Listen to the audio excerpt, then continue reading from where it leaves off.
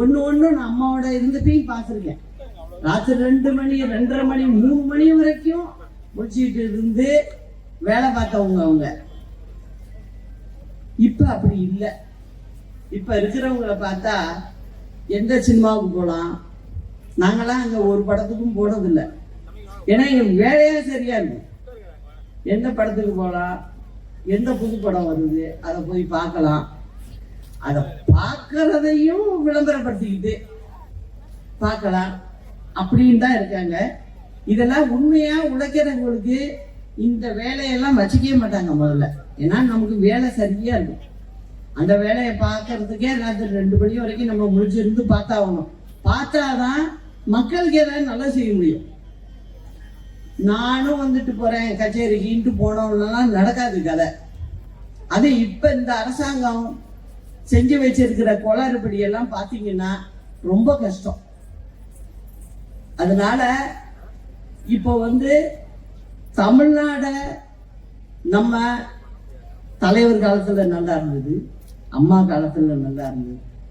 அதை மீண்டும் கொண்டு வர்றதுக்கு எல்லோரும் ஒற்றுமையா இருந்து நல்ல தீர்ப்பை கொடுக்கணுங்கிறது தான் இந்த கட்சி துவக்க நாள் 54வது நாள்ல நான் இதை உங்கள்கிட்ட எல்லாம் பேசுறதுக்கு வந்தேன். அது மட்டும் இல்ல 55வது ஆண்டு அது மக்களாட்சியா இருக்கணும் இங்க தமிழ்நாட்டுல அப்படிங்கிறத உங்கள்கிட்ட எல்லாம் கேட்டுக்கிறதுக்காக தான் வந்திருக்கேன். தலைவரும் சரி அம்மாவும் சரி நாங்க எப்போதுமே கிராமங்களை நோக்கி தான் இருப்போம். நம்ம கட்சியும் அப்படிதான். நம்ம கட்சி தொண்டர்கள்லாம் பெரிய பெரிய வசதி அப்படிலாம் இருக்க மாட்டாங்க. சாதாரண குக்கிராமத்துல உள்ளவங்களை எல்லாம் சட்டமன்ற உறுப்பினர் ஆக்கியிருக்கோம். ஜாதி பார்க்கறது இல்லை. யாரா இருந்தாலும் எல்லாரும் எங்களுக்கு ஒண்ணுதான். அதனால நல்லதை செய்யற ஆட்சி வரணும் அப்படிங்கிறத இந்த கூட்டத்தின் மத்தியில உங்கள்கிட்ட எல்லாம் நான் வேண்டி கேட்டுக்கிறேன். நிச்சயமா அது இந்த நாள் ஒரு தொடக்கமா இருக்கும் அப்படிங்கிறதுல எனக்கு ரொம்ப நம்பிக்கை. ஏன்னா எல்லாம் நல்ல மனசு உள்ளவங்களா உட்கார்ந்துருக்கீங்க.